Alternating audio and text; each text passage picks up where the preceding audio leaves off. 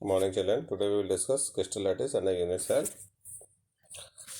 तो अगर हम क्रिस्टल लैटिस और यूनिट सेल को पढ़ते हैं तो crystal lattice the main characteristic of crystal solid is a regular and repeating pattern of constituent particles. जब हम कंस्टिट्यूएंट पार्टिकल्स को क्या करते हैं, रिपीट कर रहे हैं और एंड अगेन, तो एक 3 डायमेंशनल अरेंजमेंट मिलता है हमको कंस्टिट्यूएंट पार्टिकल का। ठीक है, उस 3 डायमेंशनल अरेंजमेंट को हम लोग क्या कहते हैं, क्रिस्टल लैटिस कहते हैं। ठीक है, उस स्ट्रक्चर में जो भी पार्टिकल्स होते हैं उसको हम रिप्रेजेंट करते हैं एज पॉइंट। ठीक है, the arrangement is called crystal lattice, the regular 3 dimensional arrangement of points. The regular 3 dimensional arrangement of point in space is called the crystal lattice. ये जो पॉइंट्स है, देखो ये सब पॉइंट्स हैं। इन पॉइंट्स का क्या है, अगर हम इसको रिपीट हो रहे हैं अगेन कर रहे हैं, एक दूसरे के अगल बगल में अरेंज करते चले जा रहे हैं या फिर वो अपने आप अरेंज हो रहे हैं, तो उसके बाद जो एक स्ट्रक्चर फॉर्म हो रहा है, 3 डायमेंशनल स्ट्रक्चर फॉर्म हो रहा है, उसको हम लोग क्या कहते हैं, क्रिस्टल लैटिस कहते हैं। ठीक है, तो ये क्रिस्टल लैटिस कहलाता है। There are only 14 possible 3 dimensional structure. अगर हम देखें तो कितने टोटल 14 पॉसिबल 3 डायमेंशनल स्ट्रक्चर्स है हमारे पास, लैटिस स्ट्रक्चर्स है, जिसको हम ब्रेविस लैटिस कहते हैं। ठीक है, उसके लिए हमें कुछ इंपॉर्टेंट पॉइंट्स ध्यान रखने पड़ते हैं, कुछ कैरेक्टरिस्टिक है। The following are the characteristic of the crystal lattice. पहला है कि each point in a lattice is called lattice point और लैटिस साइड। ये जो ईच पॉइंट यानी ये जो एक पॉइंट है, इसको हम लोग क्या कहते हैं, लैटिस साइड्स कहते हैं। ठीक है, each point in a lattice is called lattice side. जो ये पॉइंट है, पर्टिकुलर पॉइंट है, ईच पॉइंट इन crystal lattice represent one constituent particles. ठीक है, ये जो पॉइंट है एक कंस्टिट्यूएंट पार्टिकल्स को रिप्रेजेंट कर रहा है, क्योंकि हमने जब क्रिस्टल पढ़ा तो हमने कहा कि ये क्या हो सकता है, ये एटम भी हो सकता है, ये मॉलिक्यूल भी हो सकता है, ठीक है, आयन भी हो सकता है। तो ये जो कंस्टिट्यूएंट पार्टिकल है, ये मॉलिक्यूल, एटम, आयन कुछ भी हो सकता है। तो उसकी जगह पे हम क्या यूज़ करते हैं, पॉइंट। ठीक है, और इसके 3 डायमेंशनल स्ट्रक्चर को दिखाने के लिए इसको हम लाइन से दिखा रहे हैं। तो केवल ये स्ट्रक्चर को शो करने के लिए लाइन यहाँ पे बता रही है कि 2 आइटम यहाँ पे जुड़े हुए हैं। ऐसी कोई लाइन प्रेजेंट होती नहीं है, ये केवल 3 डायमेंशनल स्ट्रक्चर को शो करने के लिए शो किया जा रहा है। ठीक है, अब उसके बाद आइए यूनिट सेल। फिर हम बात करते हैं कि what is the unit cell. तो देखो, जो सबसे स्मॉल यूनिट है किसी भी क्रिस्टल लैटिस में, this is the smallest unit. जब हम एक क्यूब बना रहे हैं तो हमारे पास क्या है, एक हमने बनाया 1 2 3 4 क्यूब बनाना सभी को आता होगा। ये क्यूब फॉर्मेशन हो गया। तो ये जो है सबसे स्मॉल यूनिट है, यानी इस पूरे क्यूब में अगर हम देखें तो कॉर्नर पे कितने आइटम प्रेजेंट है, टोटल 8 पॉइंट्स प्रेजेंट है, और ये क्यूब फॉर्मेशन कर रहा है। तो ये जो सबसे स्मॉलेस्ट पार्ट है किसी भी क्रिस्टल लैटिस का, हम इसको क्या कहते हैं, यूनिट सेल कहते हैं। तो ये यूनिट सेल हो गया, और इसको जब हम लगातार एक दूसरे के साथ क्या करेंगे, जोड़ते चले जाएंगे कि हमने ये बनाया एक यूनिट सेल है। ठीक है, this is the unit cell form हुआ। फिर इसी को अगर हम आगे बढ़ा दें, इसको आगे बढ़ा दें, इसको आगे बढ़ा दें, ठीक है, ये फिर आपका एक यूनिट सेल फॉर्म हो गया। तो जब हम कहते हैं कि जब यूनिट सेल को हम आगे बढ़ाते चले जाए और जोड़ते चले जाए आपस में, तो उसके बाद जो एक स्ट्रक्चर मिलेगा, 3 डायमेंशनल स्ट्रक्चर फॉर्म होगा, उसको हम लोग क्या कहते हैं, पूरा क्रिस्टल लैटिस कहते हैं। तो जो सबसे स्मॉलेस्ट यूनिट है किसी भी क्रिस्टल की, उसको हम क्या कहते हैं, यूनिट सेल कहते हैं। और जो वो जब उसको हम लगातार कंटिन्यू जोड़ते चले जा रहे हैं एक दूसरे के साथ, तो एक जो बल्कि 3 डायमेंशनल स्ट्रक्चर फॉर्म होता है, उसको हम लोग क्या कहते हैं, क्रिस्टल लैटिस कहते हैं। ठीक है, अब आते हैं यूनिट सेल के अंदर। तो यूनिट सेल को अगर हम करेक्टर उसको भी हम एक्सप्लेन करें यूनिट सेल को, तो यूनिट सेल में देखो क्या है, unit cell is characterized by it is a dimension along the 3 axes. इसमें 3 एजेस होते हैं, ए बी एंड सी। इसके एजेस को शो करने के लिए हम क्या यूज़ कर रहे हैं, ए बी एंड द सी। ठीक है, जरूरी नहीं है कि ये परपेंडिकुलर हो एक दूसरे के, मे और may not be they are perpendicular to each other. उनके बीच का जो एंगल होता है उसको हम लोग अल्फ़ा, बीटा और गामा से रिप्रेजेंट करते हैं। ठीक है, जब जो एंगल किसके बीच में मिल रहा है, देखो ए और सी के बीच में मिल रहा है, उस एंगल को हम किससे शो कर रहे हैं, बीटा से। सी और बी के बीच में मिल रहा है, उसको हम किससे शो कर रहे हैं, अल्फा से। और ए और बी के बीच जो एंगल है उसको हम किससे शो कर रहे हैं, गामा से। तो ये शो करने का एक तरीका है हमारे पास। तो 3 angles, alpha, beta and gamma, and 3 axes A B and C. On the basis of this angle and the axes we can classify the crystal lattice into various category. अब हम बात करते हैं कि कितने तरीके के क्रिस्टल लैटिस हमारे पास है। तो सबसे पहले अगर हम चले तो दो तरीके के हम पढ़ते हैं crystal lattice, sorry unit cell, sorry how many types of unit cell. तो यूनिट सेल को हम जो क्लासीफाई करते हैं वो दो कैटेगरी में क्लासीफाई करते हैं। पहली कैटेगरी हमारे पास है प्रिमिटिव, और दूसरी हमारे पास जो है centred unit cell. Primitive and the centred या नॉन प्रिमिटिव, एक कहलाती है primitive unit cell and second one is the non primitive unit cell. Primitive unit cell क्या होती है? प्रिमिटिव यूनिट सेल वो होती है जिसमें कंस्टिट्यूएंट पार्टिकल केवल कॉर्नर पे प्रेजेंट होते हैं। When the constituent particle are present only on the corner position, unit cell is called primitive unit cell. अगर यूनिट सेल जो है क्रिस्टल में, अगर हम यूनिट सेल में अगर चल रहे हैं और अगर एटम केवल कहाँ प्रेजेंट है, केवल कॉर्नर पे प्रेजेंट है, तब उसको हम लोग क्या कहते हैं? प्रिमिटिव यूनिट सेल कहते हैं। जैसे कि देखो ये प्रिमिटिव यूनिट सेल है हमारे पास।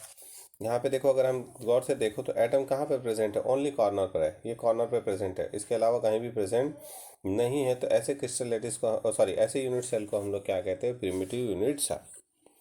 ठीक है। उसके अलावा अगर हम दूसरा चले तो दूसरा हमारे पास क्या था? दूसरा हमारे पास था नॉन सेंटर्ड। ओके, दूसरा हमारे पास क्या है? Centred unit cell. अब सेंटर्ड यूनिट सेल को अगर हम देखते हैं यहाँ पे, तो when the unit cell contain one और more constituent particle present at position other than corner. Corner पे तो मस्ट है, क्योंकि कॉर्नर पे जब तक नहीं होगा तब तक ये क्रिस्टल यूनिट सेल फॉर्मेशन नहीं होगा। लेकिन जब एक कॉर्नर पे यूनिट सेल फॉर्मेशन हो गया, तो उसके अलावा भी अगर एटम या पॉइंट्स कॉर्नर के अलावा भी बॉडी के किसी भी पार्ट में प्रेजेंट है, तो उसको हम लोग क्या कहते हैं? Centred unit cell. अब वह तीन तरीके के होते हैं हमारे पास। कितने तरीके के हैं वो? 3 टाइप्स के हैं। पहला है body centred. Such a unit contain one constituent particle at its body centred. एक पूरा कॉर्नर पे तो हमने एक क्रिस्टल फॉर्मेशन है हमारे पास, ये क्रिस्टल, ये एक यूनिट सेल है हमारे पास। एक यूनिट सेल को अगर हम देख रहे हैं तो this is the unit cell. यहाँ पे कॉर्नर पे तो पार्टिकल प्रेजेंट है ही है, यहाँ कॉर्नर पे पार्टिकल प्रेजेंट है। इसके अलावा वो कह रहे कि बॉडी के सेंटर में भी अगर एक, यहाँ पे बॉडी के सेंटर में भी अगर पार्टिकल है, तब उसको हम लोग क्या कहते हैं? Body centred unit cell. Clear?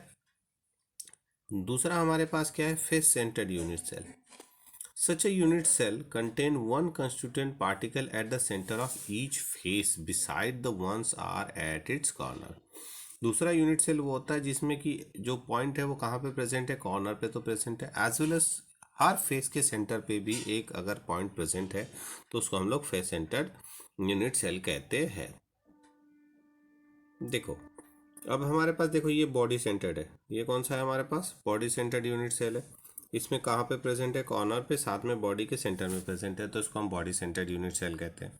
दूसरा हमारे पास फेस सेंटर्ड था। देखो यहाँ पे एटम कहाँ प्रेजेंट है? कॉर्नर पे प्रेजेंट है। ये जितने भी है ये सब, ये 8 कॉर्नर्स है। इसके अलावा टोटल 6 फेसेस होती है हमारे पास। एक फेस ये है, 1 2 3 4, एक आगे की फेस और एक पीछे की फेस। तो टोटल 6 फेसेस होते हैं किसी भी क्यूब में या क्यूबॉइड में, जो भी है। तो यहाँ पे जो क्यूब है उसमें टोटल 6 फेसेस है, और हर फेस के कॉर्नर पे हमें क्या मिल रहा है? सॉरी, कॉर्नर कह रहे हैं, सेंटर पे हमें क्या मिल रहा है? एक एटम या यूनिट मिल रही है, हमें पॉइंट मिल रहा है। तो ऐसे यूनिट सेल को हम लोग क्या कहते हैं? फेस सेंटर्ड यूनिट सेल कहते हैं। उसके अलावा जो तीसरा होता है वो एज सेंटर्ड होता है या एंड सेंटर्ड होता है। एंड सेंटर्ड यूनिट सेल को अगर हम देखते हैं तो एंड सेंटर्ड यूनिट सेल में देखो, तो यहाँ पे देखो कि एटम कहाँ पे प्रेजेंट है? कॉर्नर पे प्रेजेंट है, 8 कॉर्नर पे, साथ में किसी भी 2 अपोजिट फेसेस के सेंटर पे होता है। कोई भी 2 अपोजिट फेस, या तो यहाँ पे होगा, या तो यहाँ पे होगा, या तो इन दोनों फेस के अपोजिट, मतलब 2 अपोजिट फेसेस पे अगर के सेंटर पे अगर एटम प्रेजेंट है या पॉइंट प्रेजेंट है, तो उसको हम लोग एंड सेंटर्ड यूनिट सेल कहते हैं। और जितने भी यूनिट सेल्स हम देखते हैं उसमें 7 डिफरेंट काइंड्स ऑफ क्रिस्टल हमें मिलते हैं। ठीक है, तो 7 प्रिमिटिव यूनिट सेल्स मिलते हैं हमें किसी भी क्रिस्टल के अंदर। और ये तो 3 अलग अलग फॉर्म्स थे, body centred, face centred and and centred. उसके अलावा जो हमने कहा था कि ए जैसे ABC और एंगल है अल्फ़ा बीटा गामा, उनके बेस पे हम अगर क्लासीफाई करें तो हमको 7 डिफरेंट काइंड्स ऑफ अरेंजमेंट मिलते हैं। सबसे पहला हमारे पास जो अरेंजमेंट है वो क्यूबिक अरेंजमेंट है। तो इस क्यूबिक अरेंजमेंट को देखो, तो इस क्यूबिक अरेंजमेंट को अगर हम गौर से देखें तो यहाँ देखो गामा का एंगल कितना है? 90 डिग्री है। अल्फ़ा का एंगल कितना है? 90 डिग्री है। बीटा का एंगल भी कितना है? 90 डिग्री है। तो तीनों एंगल कितने होते हैं? 90 90 डिग्री के होते हैं। साथ में यहाँ पे अगर देखें तो इक्वल लेंथ है, यानी ए इक्वल है बी के, बी इक्वल है सी के, सी इक्वल है ए के, तो ए बी और सी आपस में क्या होते हैं, इक्वल लेंथ के होते हैं। तो ऐसे अरेंजमेंट को हम क्यूबिक अरेंजमेंट कहते हैं। दूसरा जो हमारे पास है वो कौन सा है, टेट्रागोनल। तीसरा कौन सा है, आर्थोरोम्बिक। चौथा monoclinic. Fifth one is a hexagonal. Six is a rhombohedral and the seven is a triclinic. 7 different types of arrangements are possible. ये बेस है कि एंगल्स 90 डिग्री के इक्वल है या नहीं है, या जो एज लेंथ है वो एक दूसरे के इक्वल है या नहीं है, उस बेस पे क्लासिफिकेशन है। सेकेंड हमारे पास देखो ये टेट्रागोनल अरेंजमेंट है। इसको अगर देखें तो अल्फा देखो 90 डिग्री है, gamma is also 90 degree, beta is also 90 degree. तो alpha beta gamma all are 90 degree, but the length edge length are not equal to each other. अगर हम इसको गौर से देखें तो यहाँ ए और बी आर इक्वल। देखो टेट्रागोनल में अगर हमने क्यूबिक में गए तो क्यूबिक में हमने क्या कहा कि ए बी सी इक्वल है, अल्फा बीटा गामा 90 डिग्री के इक्वल है।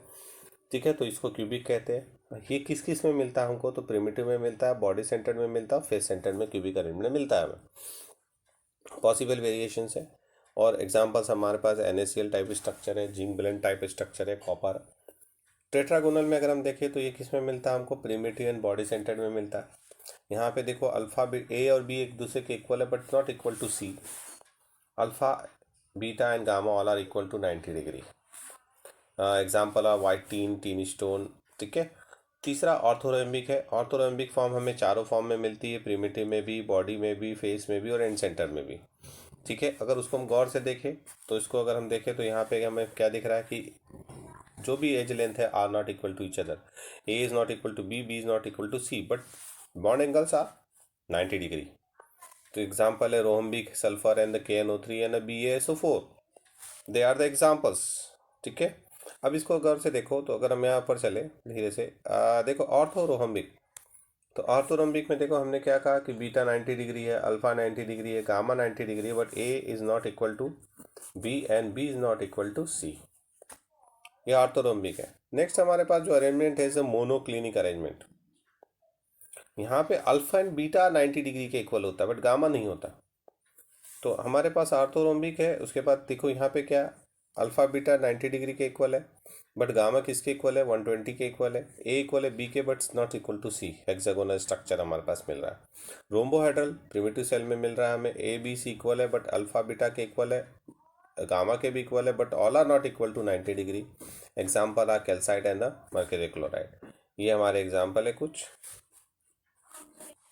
तो on the basis of this classification अगर हम देखें तो देखो यहाँ पे हमें दिख रहा है कि जो प्रिमिटिव सेल है ये, यानी हमारे पास जो क्यूबिक सेल है उसमें हमें क्या मिल रहा है, जो क्यूबिक सेल है उसमें तीनों चीज़ मिल रही है, बॉडी सेंटर्ड भी मिल रहा है, फेस सेंटर्ड भी मिल रहा है, प्रिमिटिव भी मिल रहा है।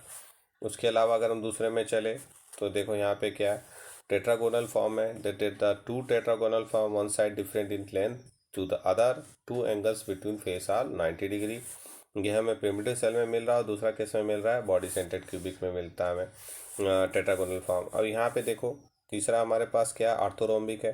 आर्थोरोम्बिक जो हमें चारों फॉर्म में मिल रहा है, प्रिमिटिव में भी है, एंड सेंटर में भी है, बॉडी सेंटर में भी, और साथ में किस में है, फेस सेंटर में भी है। नेक्स्ट इस देखिए अगर हम तो यहाँ पे क्या हमारे पास मोनोक्लिनिक फॉर्म है। मोनोक्लिनिक फॉर्म को अगर देखें तो मोनोक्लिनिक फॉर्म में हमको यहाँ पे दोनों मिल रहा है। देखो प्रिमिटिव भी है और एंड सेंटर में मिलता है मोनोक्लिनिक फॉर्म हमें।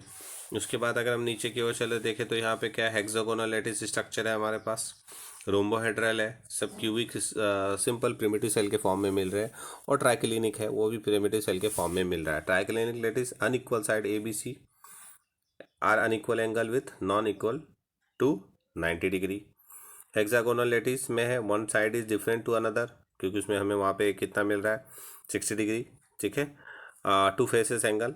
तो और रोम्बोहेड्रल में लेस देन 90 डिग्री। तो ये एक हमें on basis of different angle और लेंथ के बेस पे हमने यहाँ पे टोटल अरेंजमेंट करते हैं। तो अगर हम इसको काउंट करें टोटल तो ये 14 स्ट्रक्चर हमें यहाँ मिलेंगे। कितने मिलेंगे, 14। देखो यहाँ काउंट करें तो 1 2 3 4 5, ओके 5, उसके बाद 6 7 8 9 10 and 11, and last is 12 13 and the 14. So total 14 Brevis lattice structures are possible.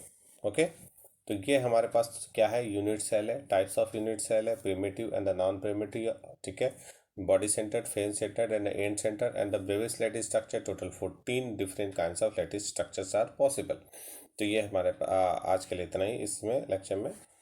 Thank you.